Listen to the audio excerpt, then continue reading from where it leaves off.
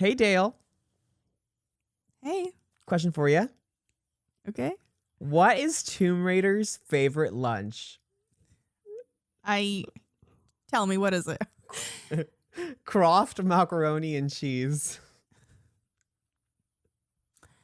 Was I supposed to laugh? Because that wasn't funny. Oh my God.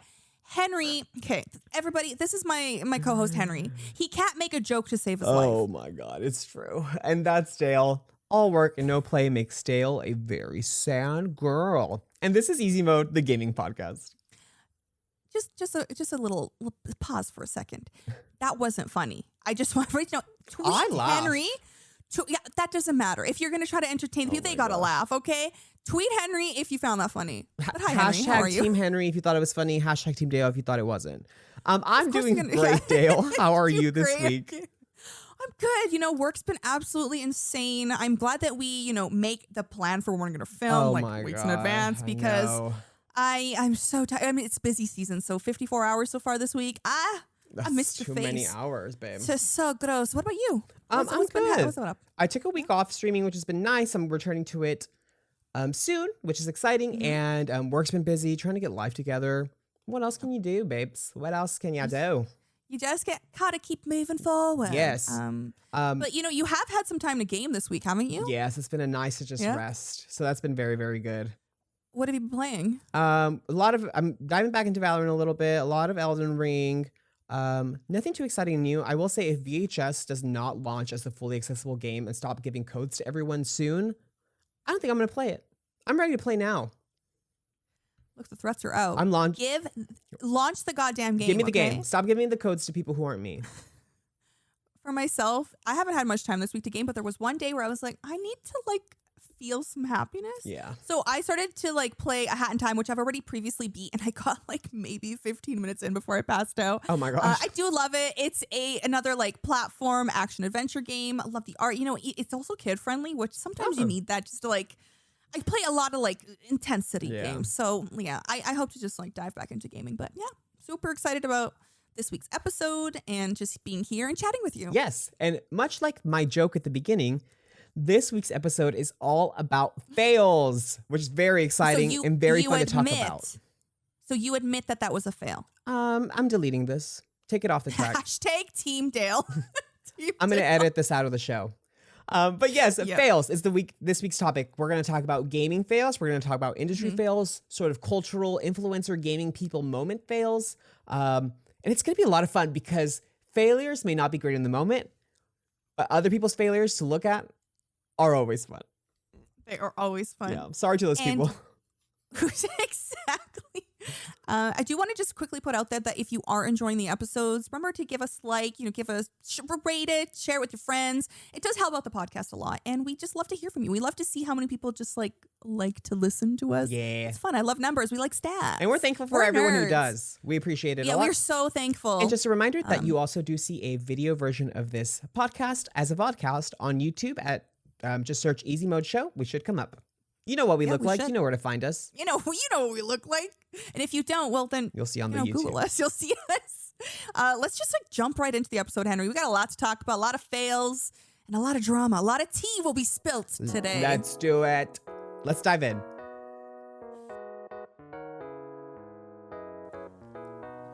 Henry. Yes. I just want to ask, before we get into this, how do you deal with failure?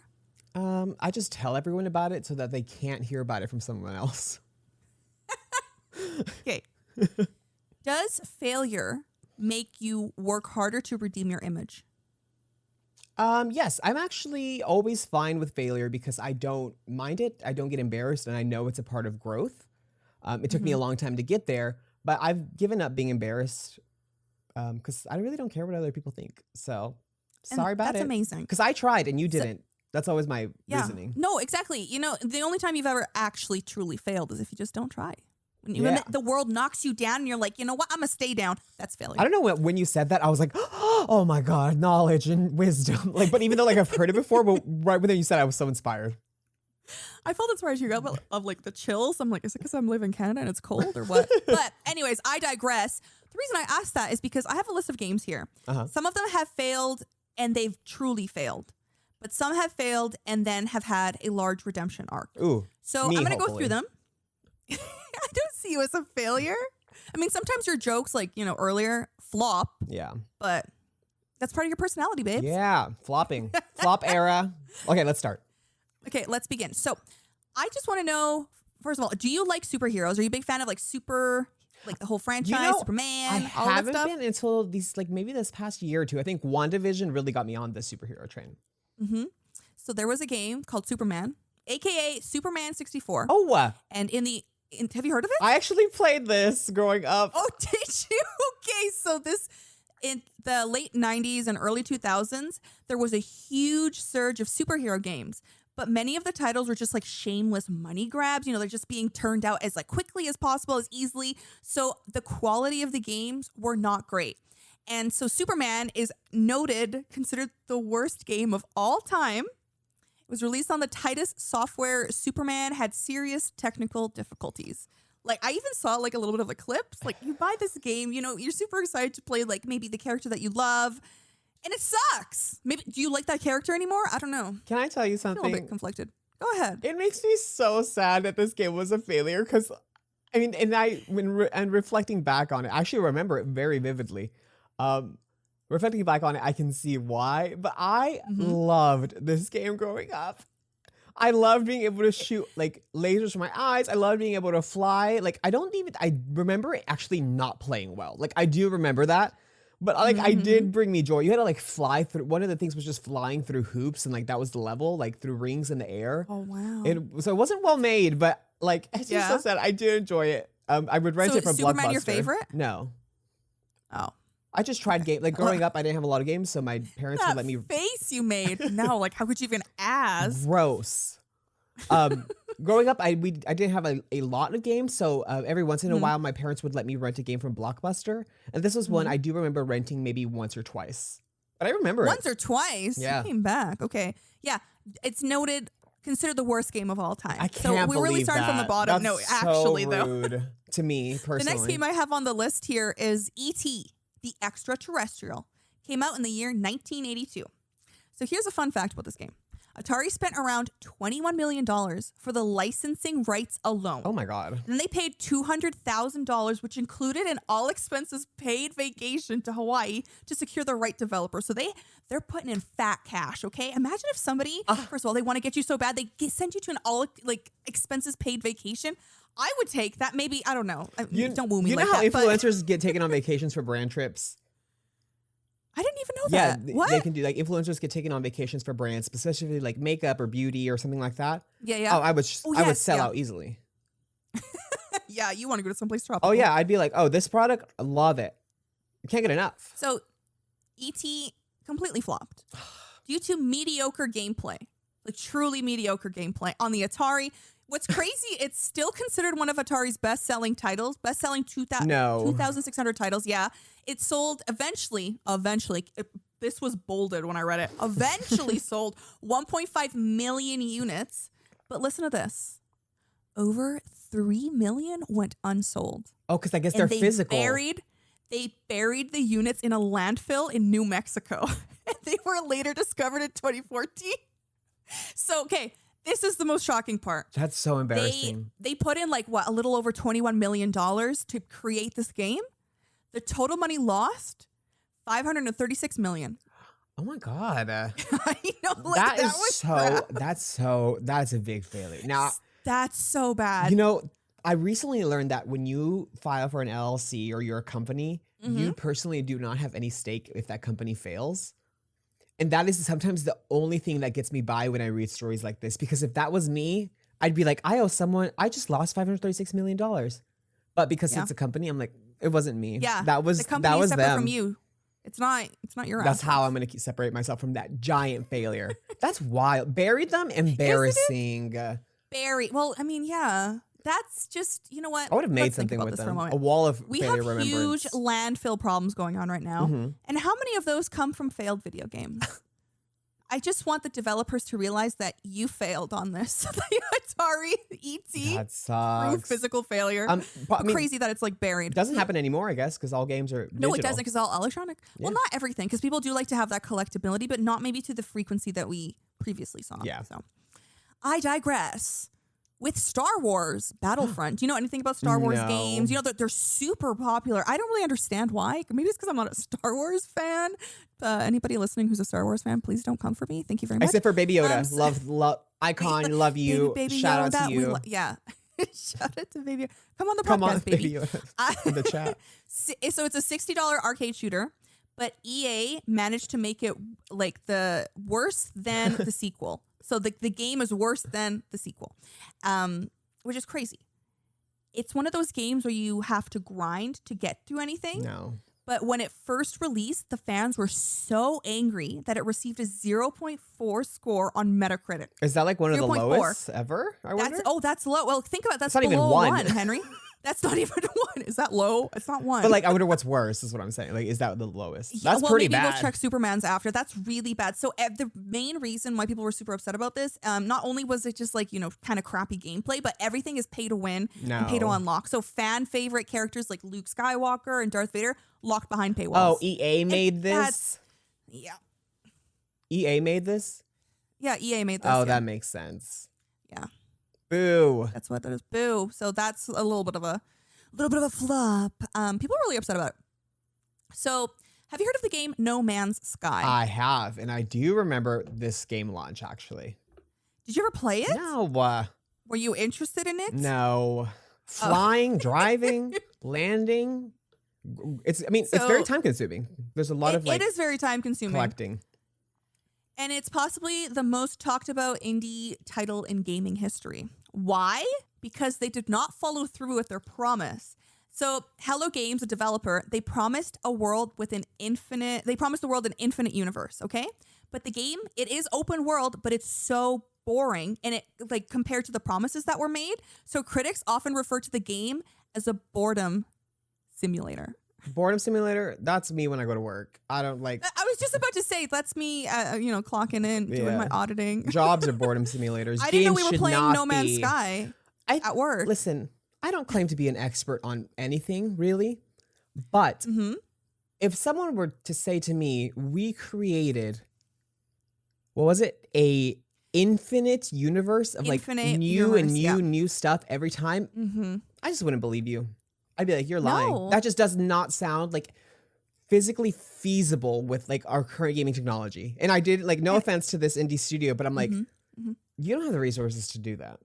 No, I was just about to say, you're promising something so huge, and the year was 2016. Yeah, babe, no. 2016. I haven't even finished Nintendo Switch can't even make a game with good graphics. Nintendo can't even do that. They got money. Like, okay. Anyways, I continue. Sorry, were we allowed to swear from last episode? We haven't figured that out yet.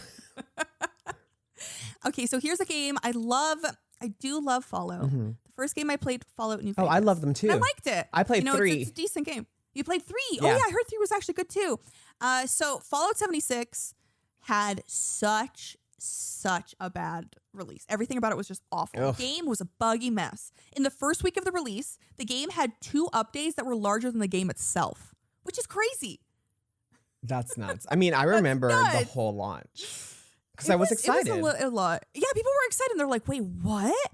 And I'm probably going to butcher the developers' names, but Bethesda, they recognized that. I was right. Thank you. They recognized that there were issues, but they failed to recognize when the issues were too much.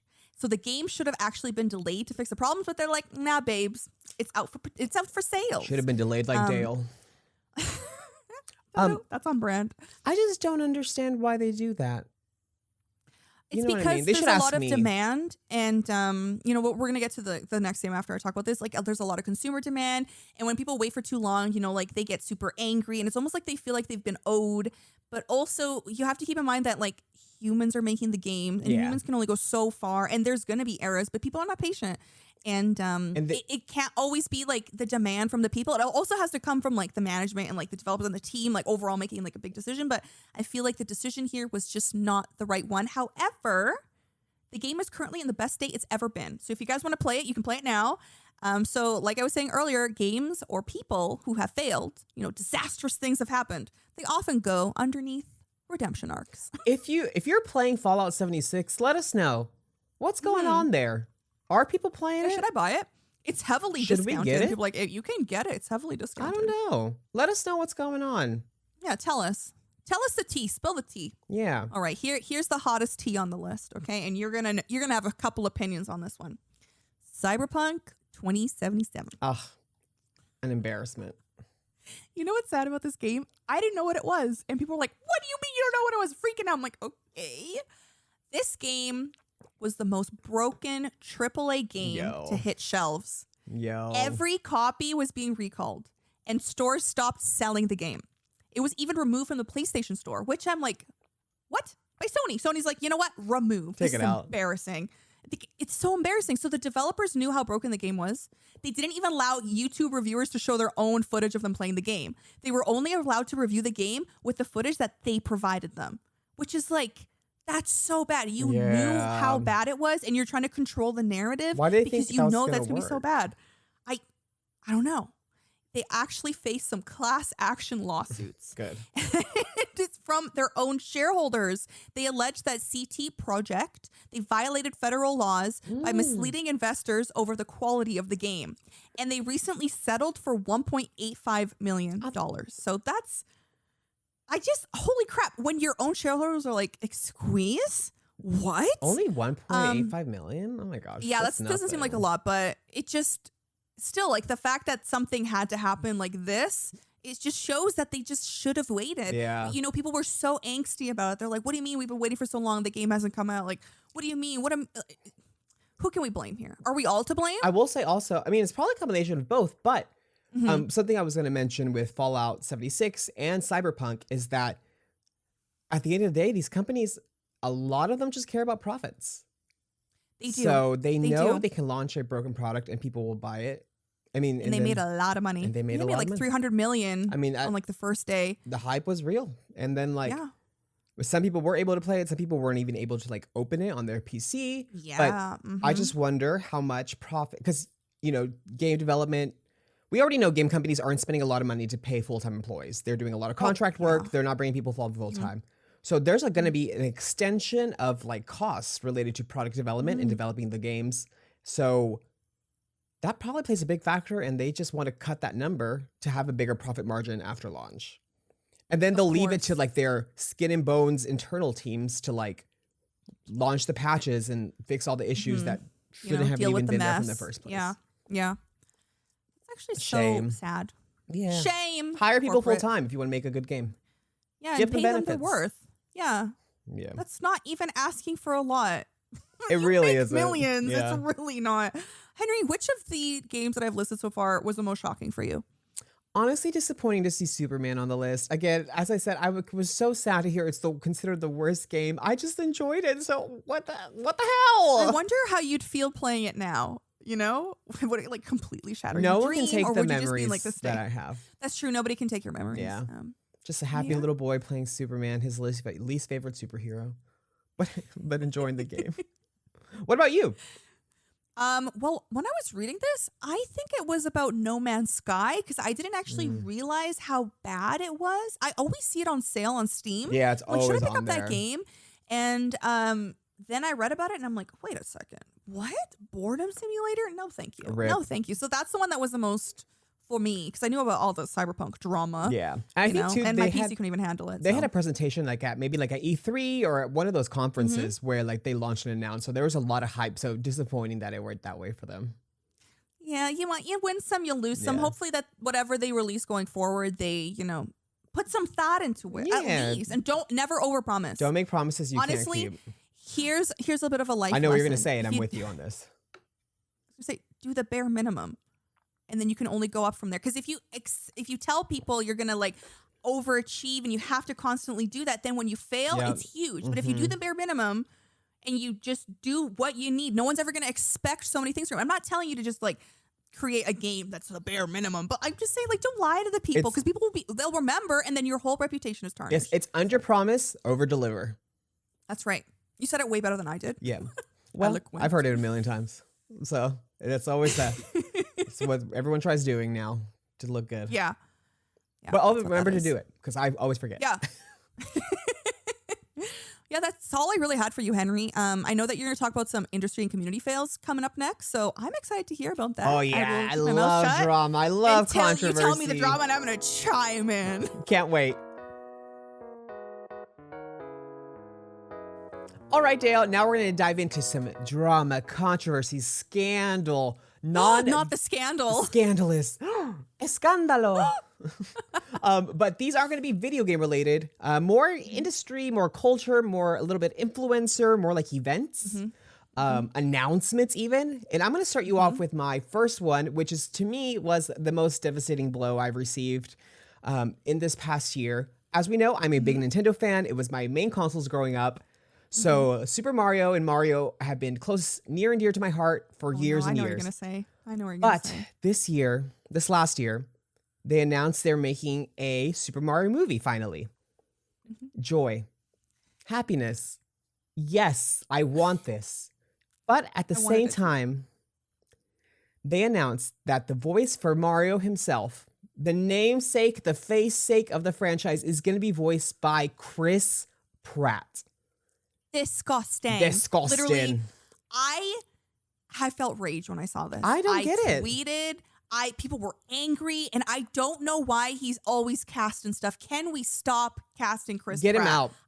Get him out. There are so many more talented people, actors who deserve to be seen, and I think this was such a bad choice. And what's even crazy is that they've received such bad backlash, and he's still going forward with it. What the hell? Anyways, continue. I just went on a rant myself. They're making a video game about their characters who are loved, beloved, adored, and then they're just going to change their whole voices. Yeah. So, I mean, Chris Martinet, who has been the voice of Mario for years, he is voicing a few things in the movie, but it doesn't say what exactly. But I did see on IMDb that the whole cast is there. The only one I am excited about is that Jack Black is voicing Bowser, and I think that could be fun.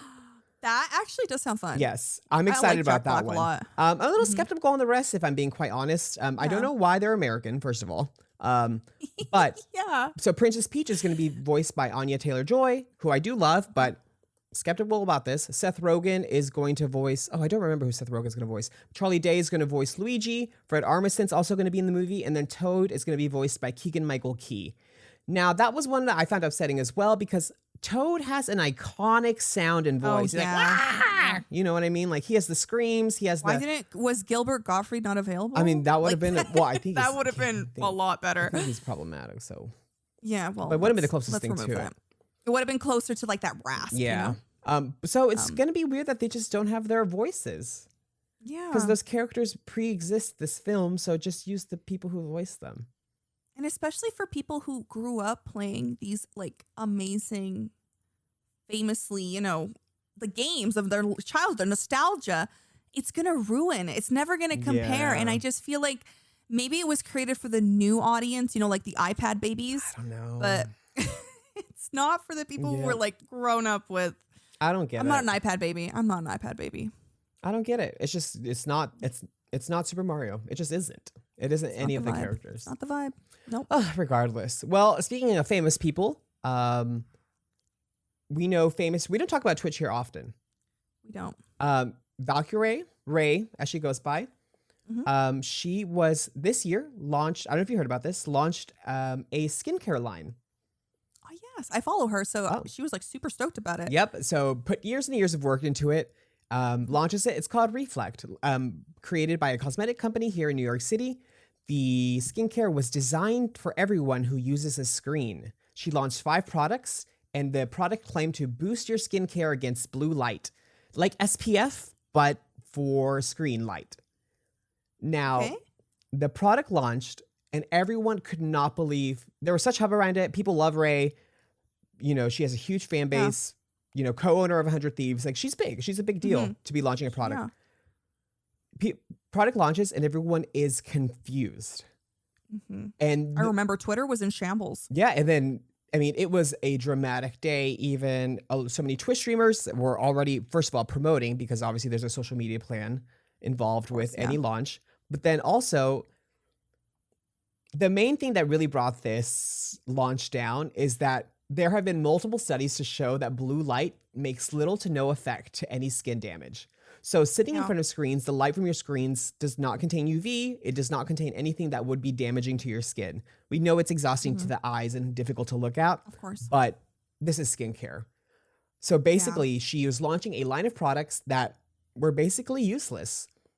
Right post of the launch, they actually changed a lot of the language to make it seem to never like seem like that's what they're claiming, even though that is the main selling point. It's called reflect. Yeah, so it was called like they would say like could do this or like would possibly do this. So like that would try to do that immediately after launch. Ultimately, product did not launch. And unfortunately for Ray, she said that she had been told for years and guided for years and trusted the people around her that this product did what it does and that there was effects. And basically she has just been like misled for the whole development of this product, which is really sad to hear. But yeah, I mean, you got to be careful when launching something like this. You gotta, especially with skincare. It's like one of the biggest growing industries right now. It's worth billions. So people all want to get in on it. And, you know, you have to come up with something that's like not already been done. However, like, I feel really bad for her. Like, she had a lot of trust in these people and they really did her dirty. They really did her dirty. Yeah, they did. And it's just unfortunate that that's the decision she made to what to launch. She could have made something else. Yeah. But I assume she won't be launching anything for quite a while. Yeah.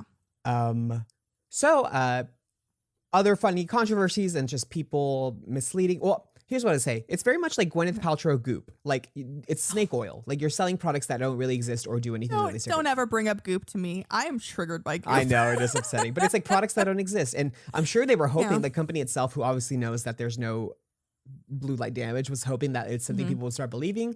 And it would just like catch on as like, oh, we got to watch our skin for blue light and become this fake social media trend that we all have to worry about but isn't real. Yeah, I get it. Moving on. So in 2009 at E3, a company was launching this new game called Dante's Inferno. It was an action game inspired by, you know, the famous poem, The Divine Comedy. It was based on that. But at the E3 2009 event, there was protesters here to protest the launch of this game, saying they did not like the depiction of this game's religious content and there was issues. So they're like, it was like a, you know, big controversy. Like this game is offensive. This game is offending religion. Big protests at the event. You know, protests for games like aren't uncommon. We've obviously talked about it in a previous episode about controversies and a lot of game launches in that horror episode. But it turns out that this whole, here's another company that's reappearing on this list for us today. And EA, eventually ended up admitting that protest at the event was a paid protest as a publicity launch for the game. That is just so embarrassing. What in the Kris Jenner? You know, they like, momager their way into an embarrassment, if we're being honest. That's, Isn't that so dumb? That's why you have to be careful of everything you see on the internet. Yeah. You have to like take everything like with a grain of salt because you never know. You actually never know. Like that's gross. Though. Yeah, it's weird. I can't believe someone thought that would be a good idea. Did you think that the game was going to do so bad that you had to, you know what? Wow. How did the game do? No idea. Don't even care. Honestly, yeah. I never heard of it. So after that. There you go. Okay, the last one I got for you is very fun. You can easily see how a company with a lot of money would do something like this and not think twice. But honestly, it's gross. It's lame. Like rich people get better challenge. You know what I mean? So Sony launched, had a huge party in Greece to celebrate the 2007 release of God of War 2. So they were having a huge party, international, very, very fun. But at this party, there was a decapitated goat that was used as the centerpiece for the event. And they invited their guests to come in, grab some of the raw meat, eat it, pull out the insides and really touch it and get in the animal. So, I mean, I just think like, I get how someone would think that, but that is just like a disconnect on like a reality of what people want to do. You know what I mean? At a launch party. Yes. Why would you want your hands covered in blood at a launch? Echo, stop.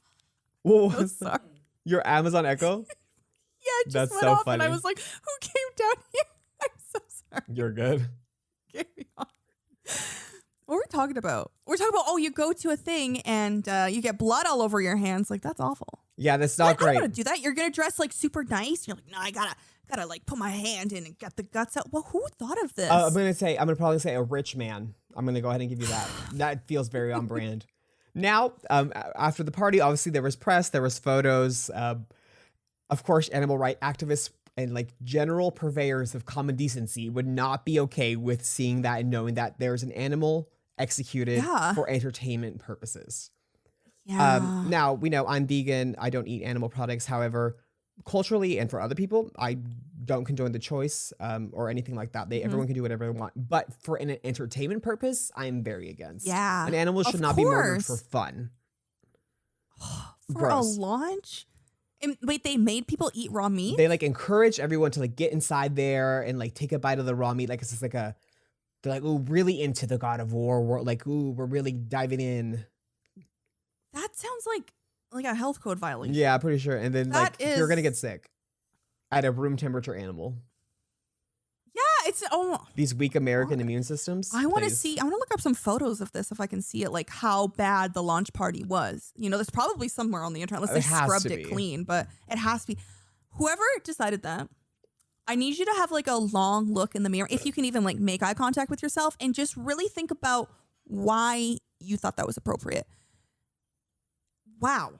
I would have left. I mean, I honestly, that would have completely ruined my perception of Sony. And that's kind of like a huge shame because like, I love God of War. So like, I don't. It's weird. Yeah. Okay. It's such a rich people thing to do. Sony did end up apologizing though. And they have had goat-free God of War launch parties ever since. Look at that redemption arc. Who would have thought? Wow.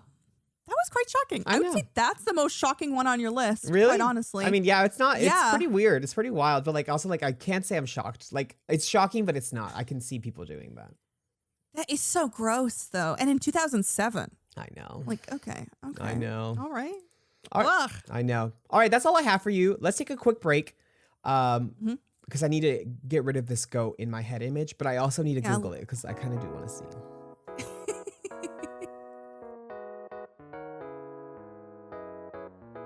Hey, Dale. Hi. Why couldn't the mage use vampire seduction? I don't know. Because he was a novice necromancer. Henry, we've been through this at the beginning. I told you to stop. And you did it again. I'm a free spirit. I don't do what people say. Yeah, I can see that. Maybe you should start taking some advice. I think you and my therapist would agree. We would agree. Yeah, I do appreciate the attempt, though. I do appreciate that. I'll always try because failing is not trying. That's true. We did talk about this. We did. What a great episode. We talked about the gaming fails, the industry, and those hot moments. This has been fun. I've had a good time with you as always. So tell me what you're going to play after this. I am wearing my Touch Grace, not Grass shirt. Last week's Elden Ring episode, I've even played more and more Elden Ring. Yeah. So your Discord says you're always playing. It is. Elden Ring. Sometimes I leave it on. I'm going to be honest. But okay. I just forget. I just like leave my computer once I'm done. The other day I stopped playing. I gave myself a limit to play Elden Ring. It hit midnight and I literally put my controller down and ran to bed and closed my eyes because I was like, I got to get a good night's sleep, but I still want to play Elden Ring till like the set limit I gave myself. Wow. I know. I was a good kid. What about you? What are you going to be playing? I'm going to be playing Ori and the Blind Forest. It's a platform adventure game. Have you ever played that game before? No, I haven't.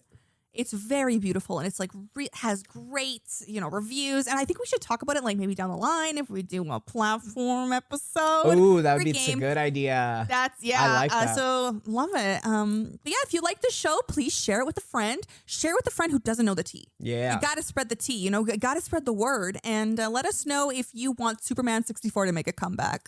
I know. Let me do a playthrough live on stream, maybe. Yes. I don't know how that would work. Never mind. I don't know either. Thanks everyone for hanging out this week. Thank you. It has been such a blast. We'll be back next week with another episode. But until then, keep it easy mode. On easy mode. You need to be stopped.